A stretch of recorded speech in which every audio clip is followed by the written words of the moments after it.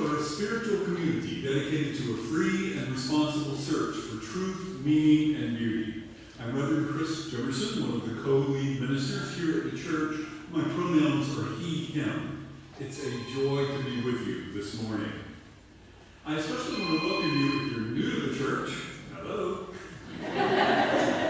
Or if you're calling in. If you're joining us remotely, and if you can, please say hello in the comments and let us know from where you're viewing the service. If you're here in person, please join us for the social hour after worship. Either way, we invite you to fill out our online visitor form. You just go to austinuu.org, click on worship, and then you'll see the link to the form. We would love for you to fill that out so that we can get to know you just a little bit better. Here we welcome everyone, every beginning and path, every beautiful expression of human flowering, all pronouns, all the ways and ones we love, all abilities or disabilities, each and every one of you. You are welcome here. You belong here. We come from a long tradition of seeing a spark of the divine in every person. And it's in that tradition that I invite you to greet the holy among us this morning, either in the comments online or by turning to those around you.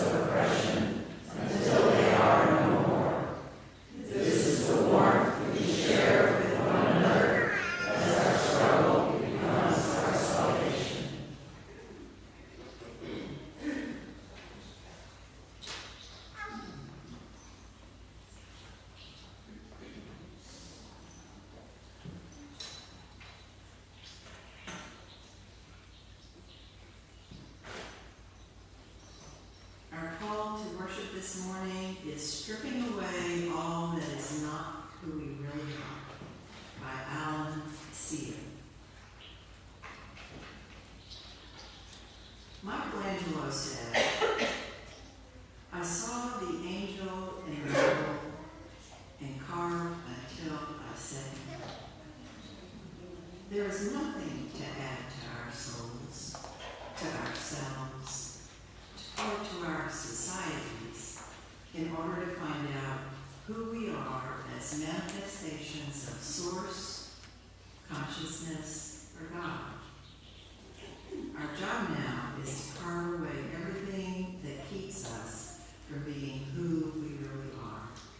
who we are called to be from the depth of our human spirit. And now please rise in body or spirit and let us sing together hymn number 352 from the great hymnal, Bind Us Stillness.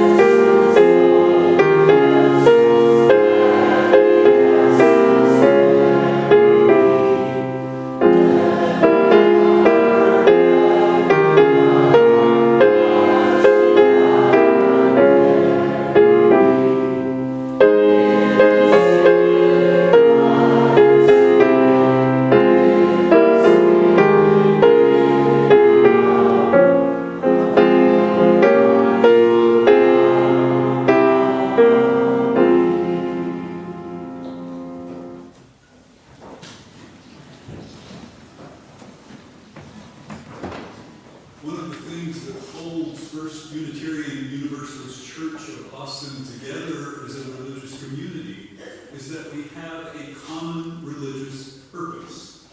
For First UU Church of Austin, that common purpose is our mission.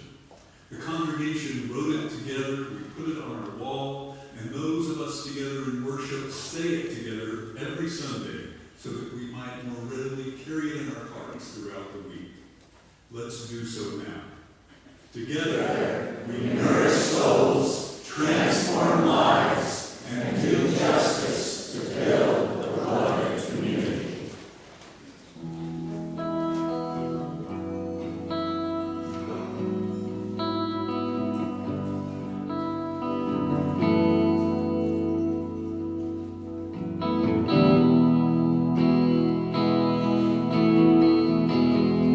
There's a bluebird at my window. I can't hear the song he sings.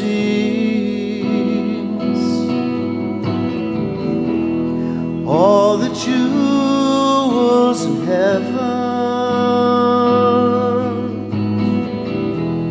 they don't look the same to me. I just wait the tide that turn till I learn to leave the past behind. It's only lies that I'm living. It's only tears that I'm crying. It's only you that I'm losing.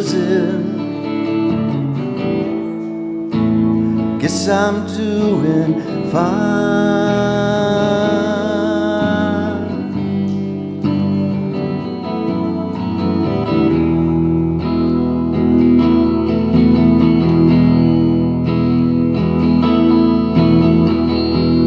All the battlements are empty, and the moon is laying low. Yellow roses in the graveyard. Got no time to watch them grow. Now I bade a friend farewell. I can do whatever pleases me. It's only lies that I'm living. It's only tears that I'm crying. It's only you that I'm losing. Guess I'm doing fine.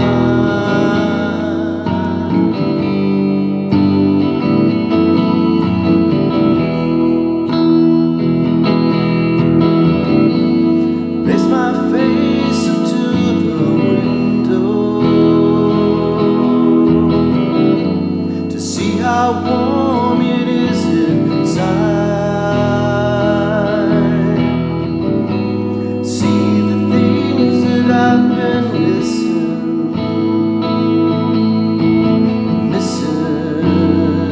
all this time. It's only lies that I'm living. It's only tears that I'm crying. It's only you that I'm losing.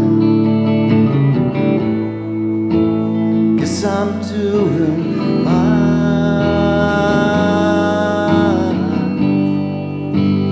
Guess I'm doing fine.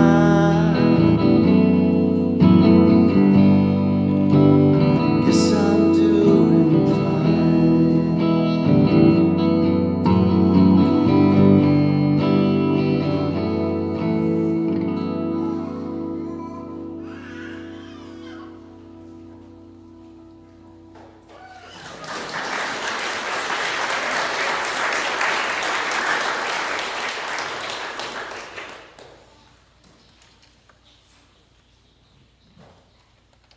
Hello, everyone. My name's Aubrey. I use she, they pronouns. I have waist length, brown hair. I'm wearing a long orange shirt. I know you guys usually know me as the resident kitchen witch here, but today I am here to celebrate the new members for the New Member Sunday.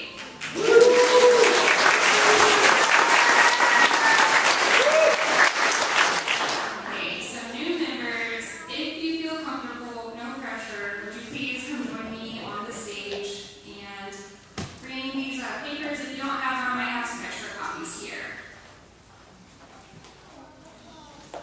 Thank you guys. I know I'm not the only one who's super grateful to have these new members join our growing and vibrant church here.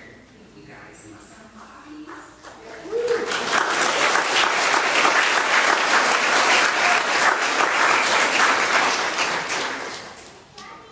We're just gonna do a reading, no worries, it's on here, so you don't have to memorize anything.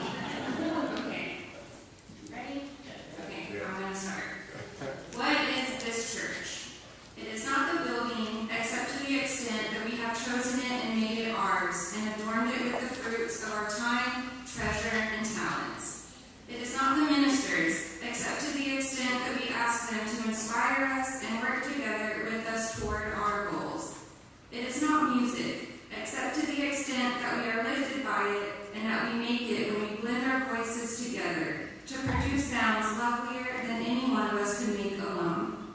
It is not even the beliefs, for we Unitarian Universalists have no single unifying belief, only the combined beliefs of each one of us. This church is the people. Without me, without you, this church is nothing. It does not exist. Buildings may fall down, ministers move on, music may go out of tune, and beliefs may falter. No matter. We are this church. Without us, it is nothing, but with us, it can be anything.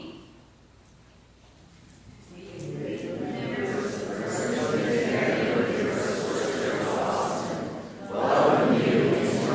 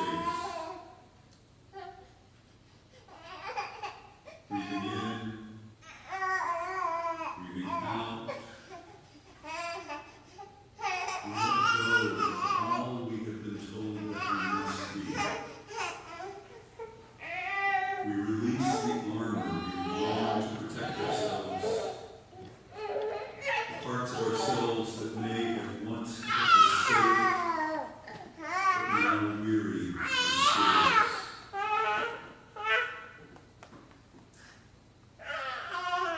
Breathing in and breathing out.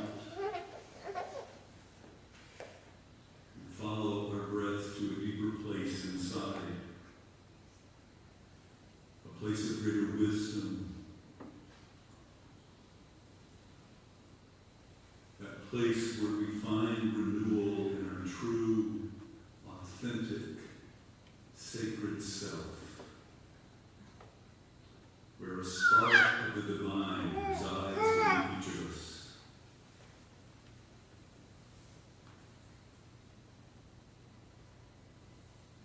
Breathing together, we enter into a time of sacred silence, remembering that we also hold sacred human sounds, including those of small children. Breathing in, breathing out. We now enter that time of sacred silence together.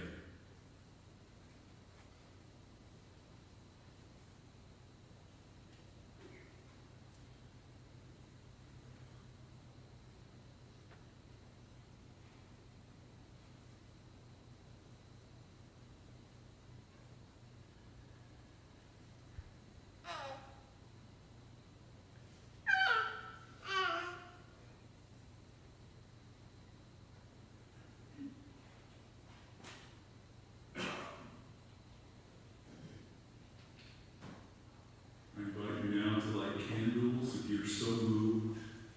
Candles representing sorrow, joy, hope, remembrance, resilience. Whatever it is you need to honor during this time. As we light candles, I invite you to keep in your mind and heart members of our community who are ill or in sorrow, as well as those who are celebrating joys. Please especially hold in your hearts Bruce Naylor, who's been hospitalized with a sepsis infection.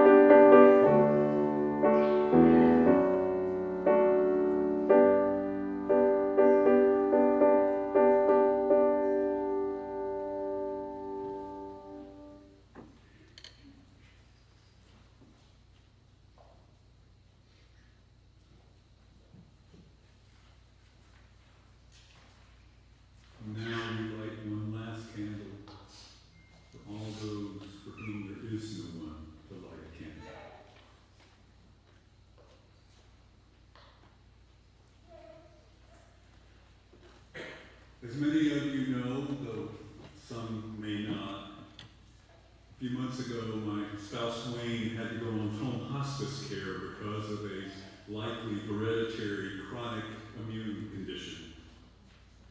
We've since tried one final potential treatment, but it caused dangerous side effects, so now he's on health maintenance and palliative medications only. He's pretty much homebound now.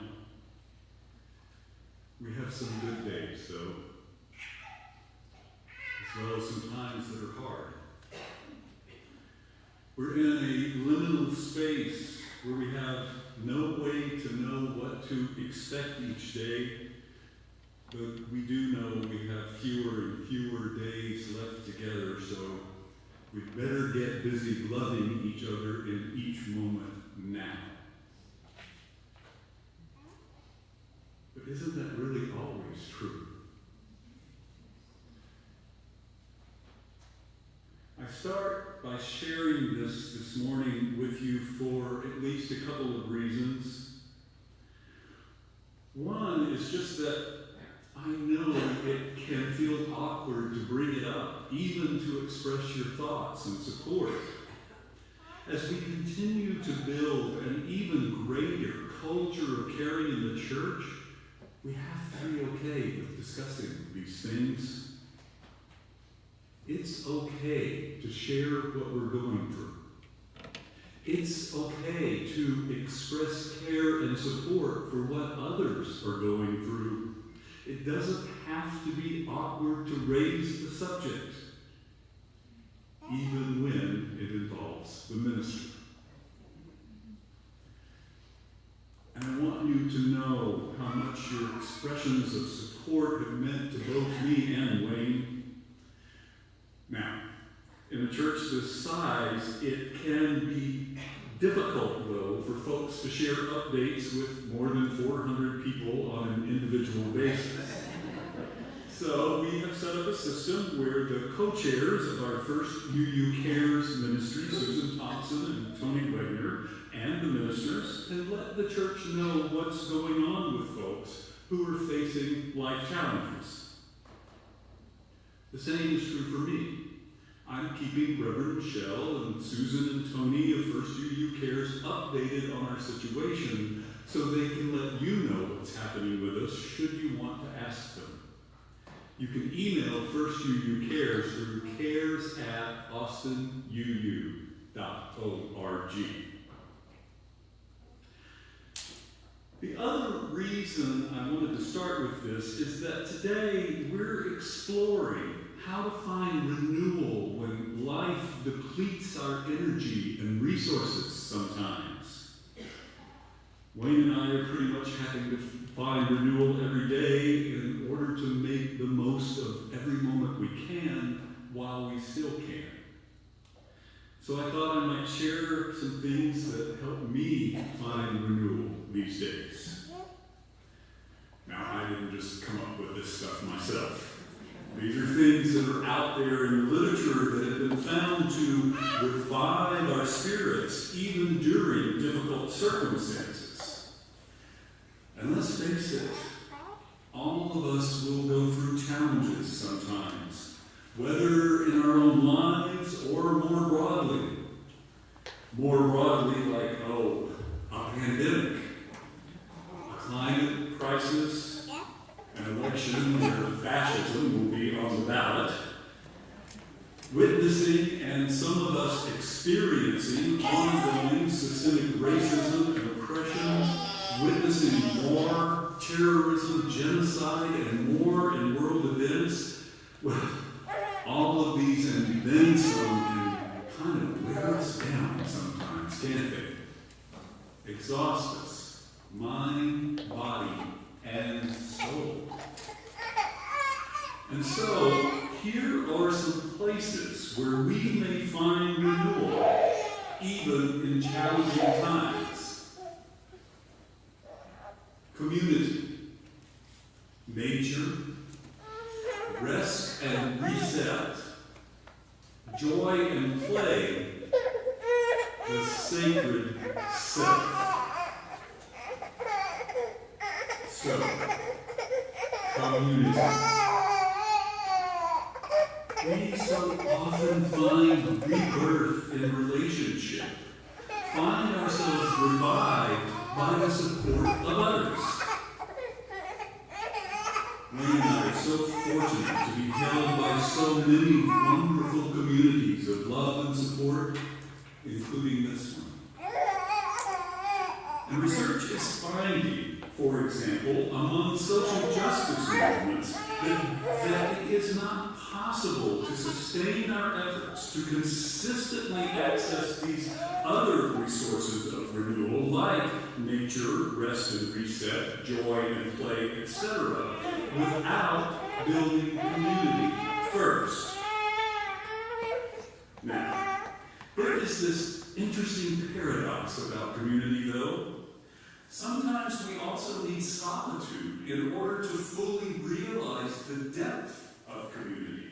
We have to go up to the mountaintop alone in order to come back more fully interconnected and engaged than ever. One morning recently, I snuck away to a little spot nearby that looks over this babbling creek just to have my morning coffee in solitude. And somehow, in that time alone, I sensed more strongly than ever how firmly held in community I truly am. Nature. So many of us replenish our souls through being in nature, in solitude or in community with others. Our Unitarian Universalist transcendentalist forebears thought of nature as sort of this source of communion with the divine. Getting out in nature is a big one for me, at least when it's not 105 degrees out. Well, I could go on and on about the renewing nature of nature, but why listen to me when we have the poetry of Mary Oliver?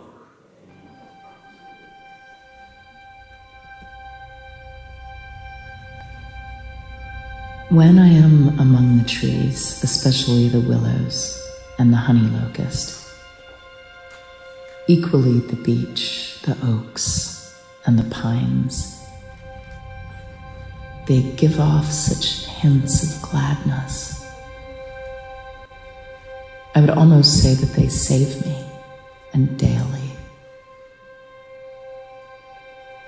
I'm so distant from the hope of myself,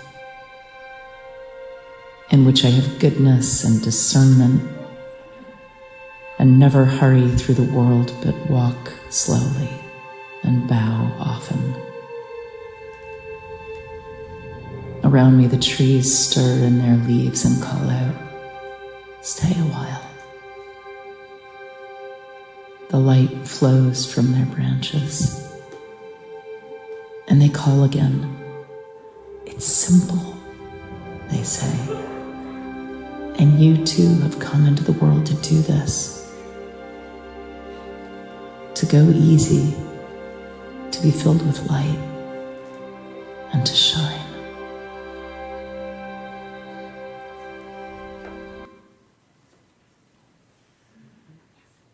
Rest and reset.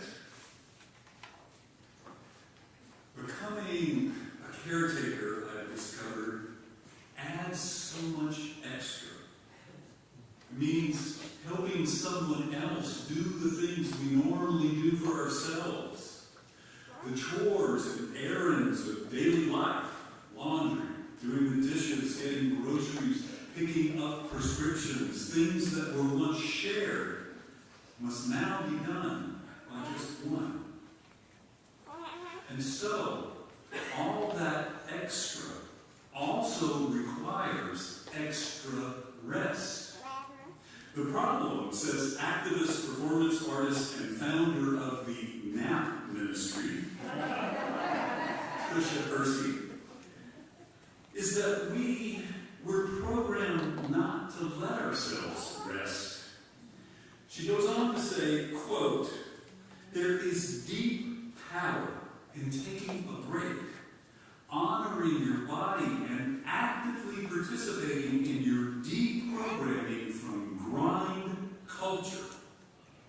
We have have been brainwashed to be violent toward our own bodies by pushing it to exhaustion.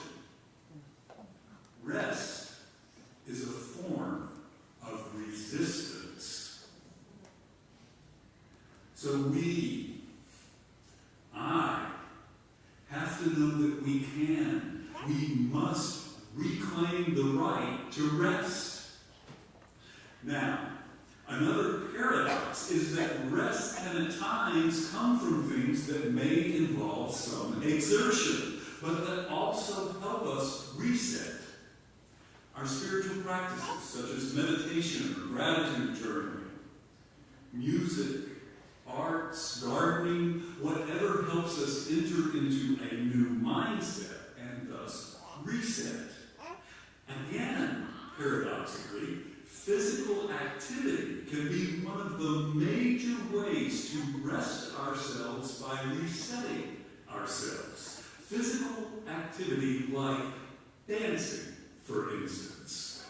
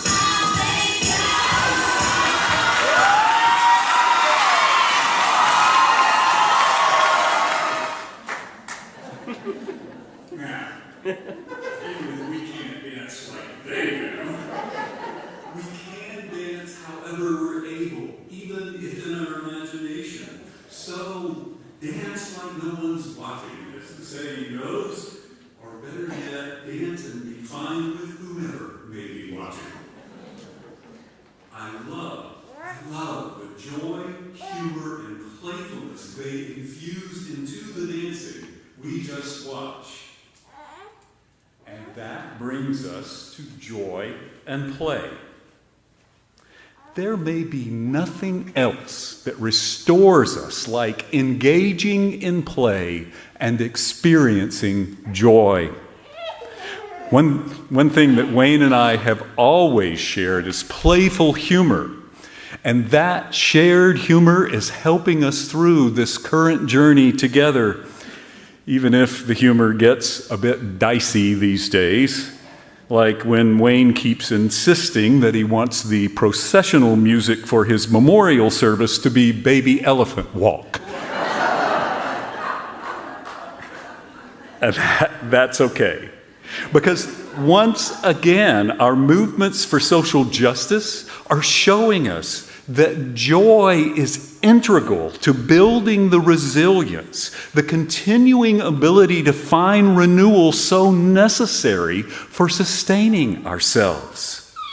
Here's just one example. A group called Revival Resistance Chorus helps infuse joy into social action through their music. Here's how they describe themselves. Resistance Revival Chorus believes in the words written by the poet Toy Derricott when she wrote, "Joy is an act of resistance." We believe in the words of Mr. Harry Belafonte, who said, "When the movement is strong, the music is strong."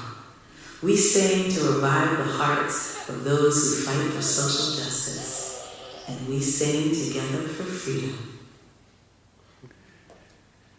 We will hear a little more from them shortly.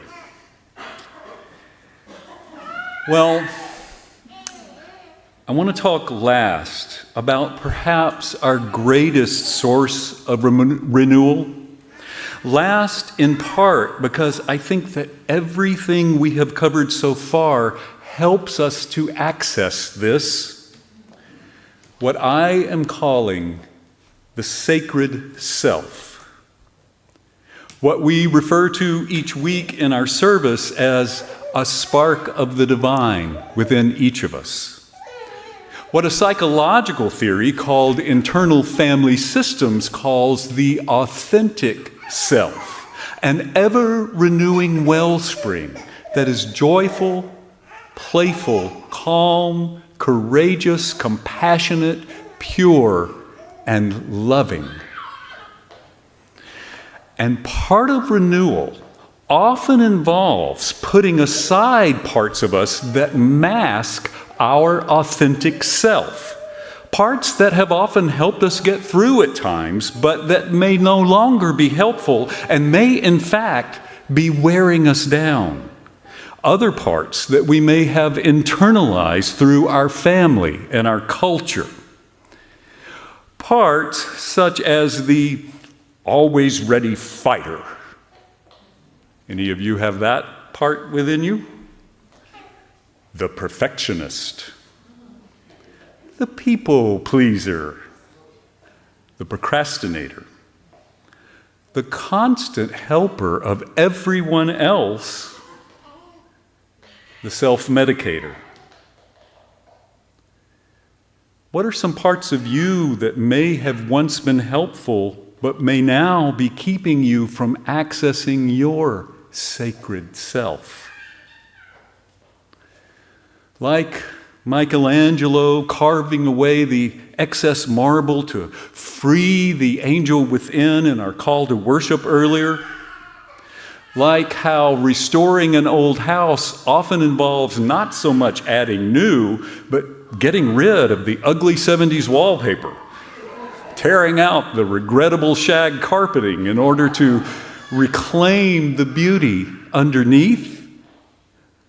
Our renewal often involves thanking these parts of us for the ways in which they have served us and then quieting them, letting them rest. Letting them rest so that our authentic self can light our way.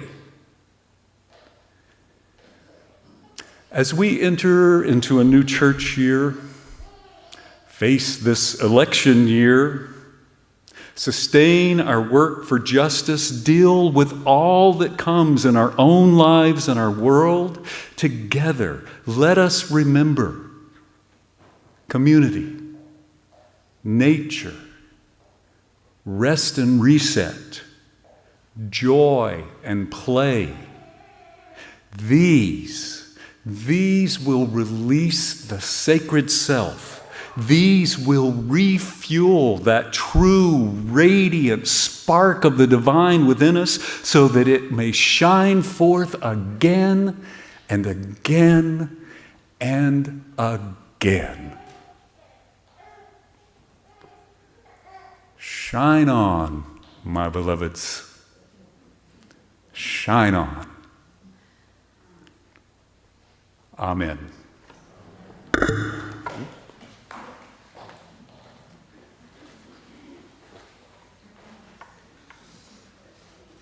And now please rise in body or spirit and let us sing together hymn number 118 from the gray hymnal, This Little Light of Mine.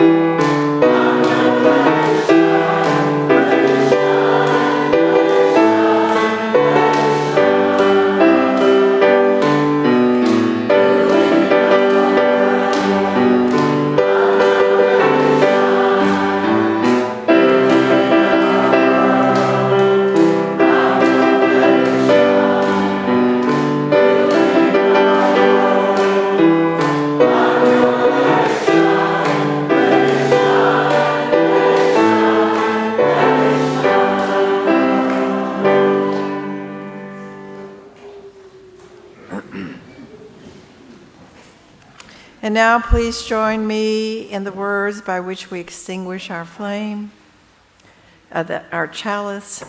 We extinguish this flame, but not the light of truth, the warmth of community, or the fire of commitment. These we hold in our hearts until we are together again.